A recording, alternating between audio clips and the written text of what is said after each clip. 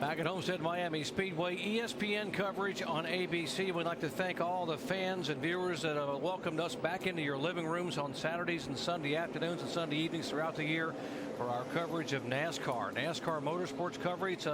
It is certainly a mission of joy and love for us, and it is a journey. We're thrilled that our journey is just beginning here with NASCAR Busch Series, soon to be the NASCAR Nationwide Series, and NASCAR Nextel Cup, which will become the NASCAR Sprint Cup in 2008. 71 laps to go here as we bring down the curtain on the 2007 season, and we will crown a champion here at Homestead-Miami Speedway. Matt Kenseth trying to pick up the win. Jimmie Johnson trying to pick up a title. Jeff Gordon having something to say about that. Gordon in 4th position. Jimmie Johnson back in the 6th spot. Boy, Johnson, he is just not laying back. I mean, he's not been super fast, but he's been consistent. He's in a position where he's got to be, Andy, in order to win this title. Boy, I tell you that he's had to dodge a lot of cars. He's had to see a lot of cars in that windshield. It just makes it a lot tougher. Like to see that car out front. Our Brad Doherty says the 17 car, Matt Kenseth's going to win. We'll have to wait and see. He's looking good right now. Looking awfully good. He will come down to the green flag, and they stack up behind him. Truex, the 2 car of Busch, and then Jeff Gordon as he takes the green and sail into 1.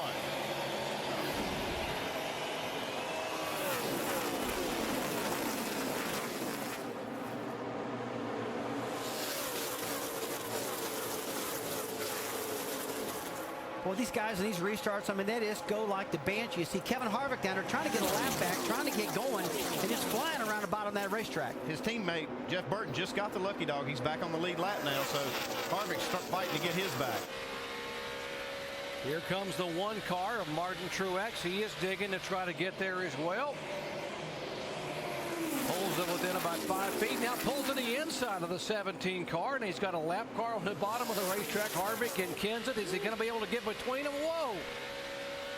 Tight racing. And boy, that 31 car, Jeff Burton getting back in the lead lap. That's not at all what Martin Truex wanted to see, because Martin's chasing him to get up in the top 10, and now he's going to be chasing the 29 car of Kevin Harvick. As right now our points are showing Harvick in the 10th position. Top 10 the points, remember, in the NASCAR chase. Those are the ones that go on the stage.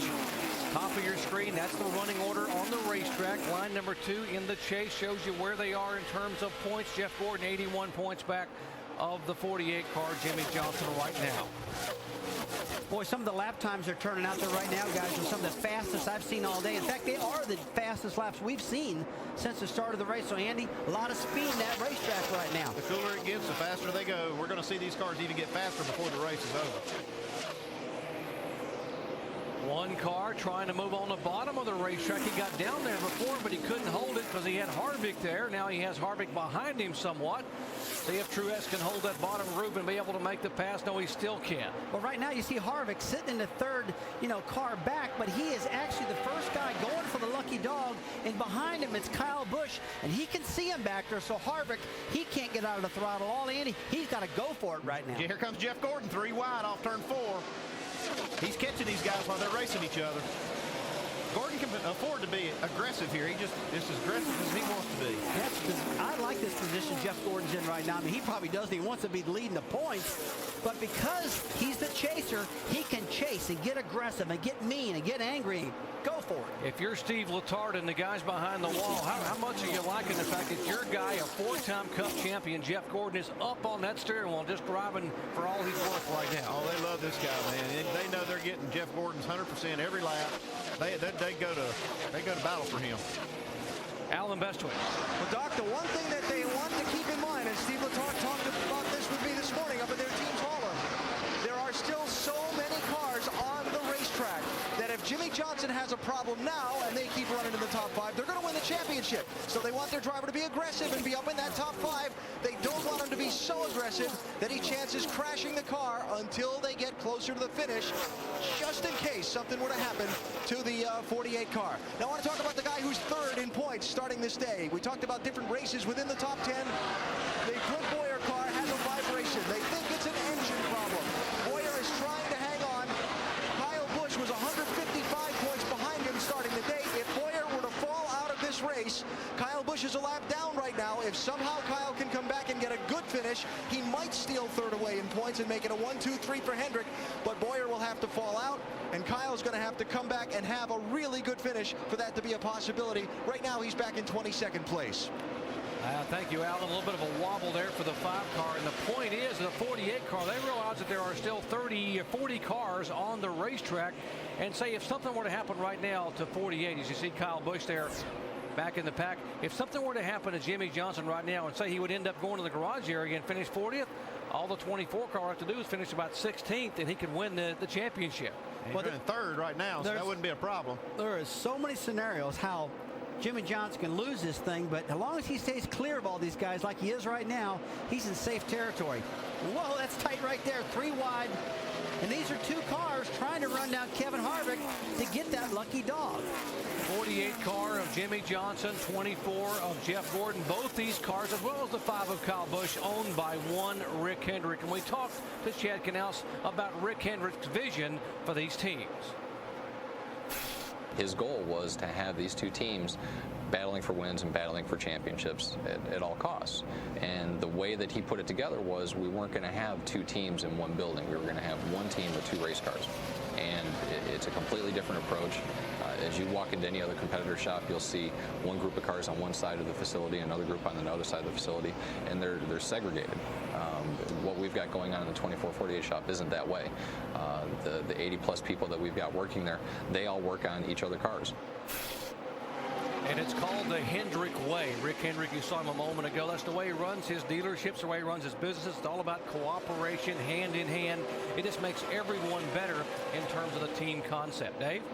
And Doc, this week, Rick Hendrick said one more of the ways that he does things he's going to do for the 48, or try to do, that he did for Jeff Gordon in 1999, and that was to sign him to a lifetime driving contract. Rick saying, my goal is simple, to keep Jimmy Johnson with me for as long as he races. Now they become more similar if he gets that to happen.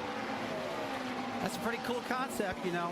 These 2 cars and 1 shop is 1 team. So instead of the crew guys going to work with a 24 shirt and another guy having a 48 shirt, they all go to work with a Hendrick shirt. And when you walk in that shop, those cars are like 10 feet away up on jack stands. So they park 8 feet away in the garage area at the racetrack, and they're about 10 feet away in that shop at Hendrick Motorsports just outside of Charlotte, North Carolina.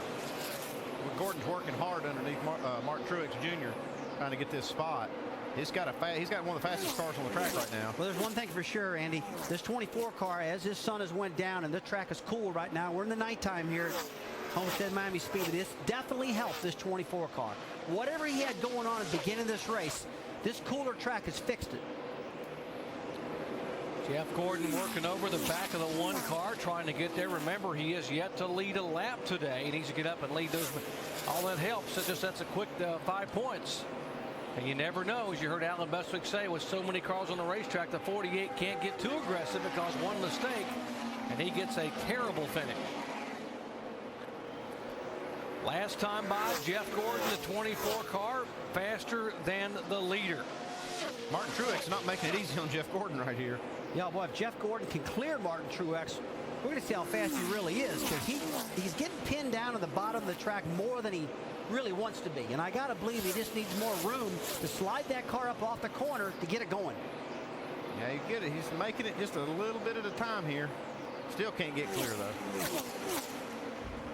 Last 2 years, the winner of this race at Homestead-Miami Speedway has not taken the lead until lap 214 last year. Greg Biffle took the lead finally, and lap 230 in 2005 it was Greg Biffle. So folks, it's about now when someone begins to emerge toward the front and goes on and wins this race by history. We'll see if that someone this year is the 1 car, or maybe it's a 24 making the move.